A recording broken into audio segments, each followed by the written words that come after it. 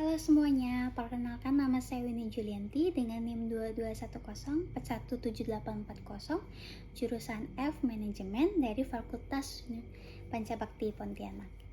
Di video kali ini saya akan menjawab pertanyaan mengenai UAS pemasaran dengan pertanyaan bagaimana pemasaran dapat mempengaruhi perusahaan dalam melakukan bisnis.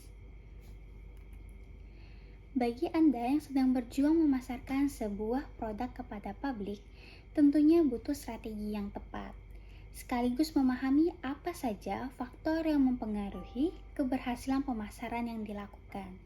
Sebab di lapangan, banyak faktor yang membuat sebuah teknik pemasaran menjadi efektif, pun sebaliknya. Persiapan yang matang akan membantu menghasilkan sebuah teknik pemasaran yang efektif, mendatangkan omset, dan mendongkrak profit. Berikut adalah faktor yang mempengaruhi keberhasilan pemasaran. Agar teknik pemasaran yang diterapkan menjadi efektif dan sukses, maka penting untuk memperhatikan beberapa faktor sebagai berikut. Yang pertama adalah luas tidaknya pangsa pasar. Faktor pertama yang menentukan keberhasilan sebuah program pemasaran adalah soal pangsa pasar. Sebab perlu diakui, memasarkan produk dengan pangsa pasar luas jauh lebih mudah dibandingkan dengan pangsanya sedikit. Artinya, semakin luas pangsa pasar, maka peminatnya semakin banyak. Sehingga, kesuksesan pemasaran jauh lebih mudah diraih. Maka penting sekali untuk memilih produk yang memiliki pangsa pasar luas. Selain mudah dipasarkan, juga cenderung berumur panjang karena akan selalu diminati atau dibutuhkan. Konsumen pun tidak perlu berjuang ekstra untuk membeli produk yang dipasarkan, seperti menabung dulu atau perjuangan lainnya. Lalu yang kedua adalah teknologi. Perlu diakui bahwa pebisnis yang melek teknologi cenderung lebih mudah bertahan dan sukses dengan bisnis yang digelutinya. Sebab memanfaatkan teknologi terkini menjadi salah satu faktor yang mempengaruhi keberhasilan pemasaran. Pemanfaatan ini membantu memaksimalkan teknik pemasaran. Misalnya saja mengandalkan media online yang tentunya lebih efektif dan membantu memasarkan secara lebih luas dan cepat. Nah, selain efektif dibandingkan tetap bertahan dengan pemasaran offline yang area terjangkaunya lebih terbatas. Yang ketiga adalah harga jual. Sebagus apapun produk yang dimiliki dan seluas apapun pangsa pasarnya, jika harga yang dilepas ke pasar cenderung tidak kompetitif, maka lebih rentan gagal dibandingkan sebaliknya. Maka penting bagi pebisnis untuk melakukan survei harga dari kompetitor untuk menghindari kemungkinan memasang bandrol kelewat tinggi. Sebab masyarakat lebih cerdas sebagai konsumen akan sangat teliti sebelum membeli produk atau jasa, yakni membandingkan dengan produk serupa untuk mendapatkan yang terbaik. Jika konsumen tidak mendapatkan produk dengan kualitas sama persis, namun dengan harga yang lebih murah, maka jangan heran pesaing lebih ramai. Lalu yang keempat ada keunggulan atau keunikan produk. Persaingan dalam dunia bisnis adalah cambuk agar bisa menghadirkan produk dan jasa dengan kualitas yang lebih baik. Agar tidak kehilangan pasar, maka penting untuk memperhatikan keunggulan dan keunikan dari produk atau jasa yang dimiliki. Jangan sampai tidak punya ciri khas, karena di tengah lautan persaingan tanpa sesuatu yang unik untuk ditawarkan, maka produk Anda akan diabaikan. Mulailah dari keunikan yang mudah diterapkan dan sederhana sekaligus murah. Misalnya saja dari desain kemasan, logo, warna, atau yang lainnya yang cenderung tidak rumit. Kemudian yang kelima adalah kejujuran. Meskipun perkembangan teknologi semakin pesat dan masyarakat semakin cerdas, namun beberapa hal cenderung stagnan dan tradisional. Misalnya saja tentang kejujuran atau transparansi dari produk atau jasa yang disediakan. Hindari mempromosikan secara berlebihan dan tanpa isi alias kebohongan semata. Sebab satu saja konsumen dibuat kecewa, maka akan mempengaruhi calon konsumen lain. Apalagi di tengah kondisi sekarang di mana kekuatan media online yang sangat mungkin digunakan untuk merobohkan kerajaan bisnis yang sudah mendominasi. Kemudian yang keenam adalah optimasi media.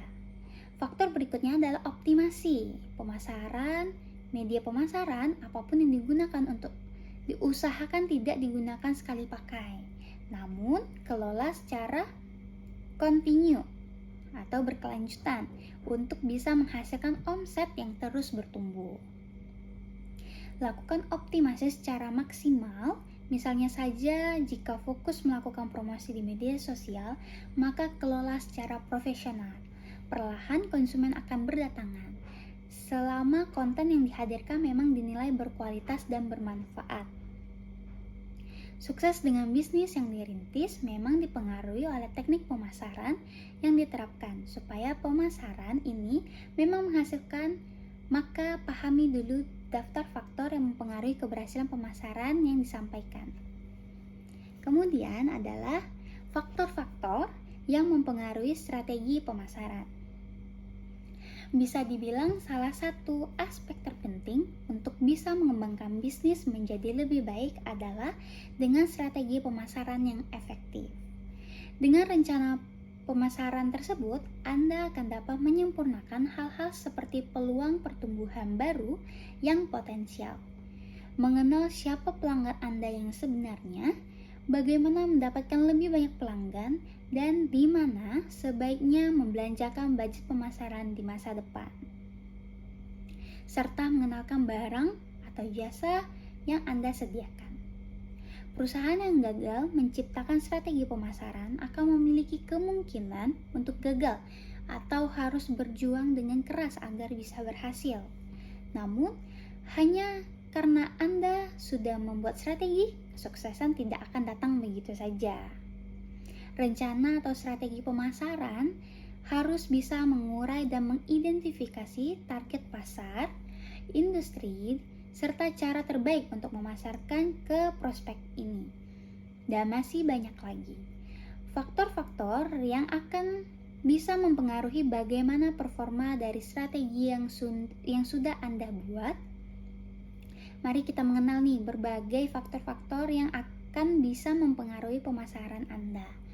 Ada faktor secara internal dan juga eksternal yang harus Anda perhatikan. Yang pertama adalah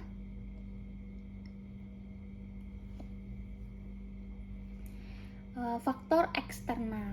Faktor eksternal ini sebuah strategi akan bisa dipengaruhi oleh berbagai macam faktor.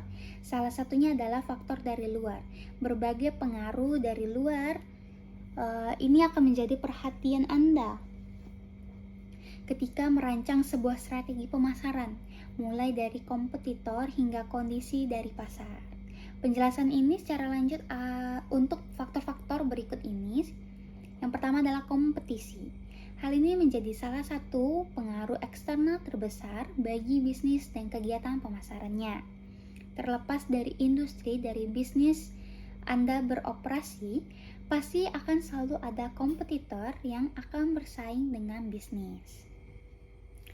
Yang kedua adalah prospek dan apa yang menjadi preferensi mereka. Pelanggan adalah orang atau perusahaan yang akan bisa memungkinkan terjadinya pertukaran modal ke dalam bisnis Anda. Yang ketiga adalah data sesuatu yang sangat berharga dalam membuat rencana pemasaran pada suatu perusahaan atau bisnis. Yang keempat adalah kondisi ekonomi. Perekonomian akan bisa mempengaruhi pemasaran baik secara positif maupun negatif. Ketika ekonomi tumbuh, orang-orang akan menghabiskan lebih banyak uang sehingga bisnis bisa mendapatkan keuntungan. Kemudian, faktor internal yang berasal dari dalam juga bisa mempengaruhi bagaimana strategi pemasaran Anda disusun dan dieksekusi, sehingga sangat penting untuk memahami berbagai macam faktor yang dekat dengan Anda. Beberapa faktor tersebut adalah yang pertama adalah tujuan bisnis, apa yang ingin dicapai, apa yang Anda mencoba meningkatkan brand awareness atau mungkin Anda ingin meningkatkan penjualan. Nah, apapun yang Anda inginkan, Anda capai, rencanakan pemasaran yang akan bisa membantu untuk mencapai tujuan tersebut. Kedua adalah staff, mereka yang akan memiliki peran untuk menjalankan aktivitas pemasaran Anda.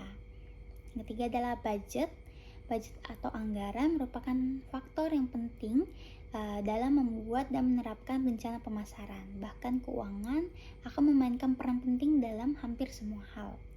Kemudian, alasan mengapa menerapkan strategi pemasaran produk. Yang pertama, dapat mengetahui target pasar yang sesuai, dikarenakan kita tidak bisa menjual produk atau jasa ke semua orang. Maka dengan menerapkan strategi pemasaran produk, kita dapat mengetahui siapa sebenarnya target pasar yang dituju dengan jelas dan spesifik. Kemudian mudah untuk mempersuasi target. Setelah mengetahui target pasar yang dituju, strategi pemasaran produk bertujuan untuk mempengaruhi atau melakukan persuasi agar produk atau jasa yang ditawarkan dapat terjual. Kemudian koordinasi lebih terarah. Lalu alasan mengapa pemasaran produk penting agar terciptanya koordinasi antar tim yang lebih jelas sehingga masing-masing tim lebih mudah untuk mengatur strategi atau langkah selanjutnya dalam menjalankan bisnis dengan persepsi dan tujuan yang sama. Kemudian hal apa saja nih yang perlu diperhatikan sebelum menerapkan strategi pemasaran produk? Yang pertama, perhatikan kualitas produk dan layanan, memperhatikan strategi kompetitor, membuat target yang sesuai. Nah, dalam target pemasaran menggunakan prinsip SMART, yaitu spesifik, measurable, actionable, relevant, and time-bound. Nah, spesifik ini adalah target. Spesifik adalah target yang ditetapkan harus jelas dan spesifik serta fokus pada satu tujuan.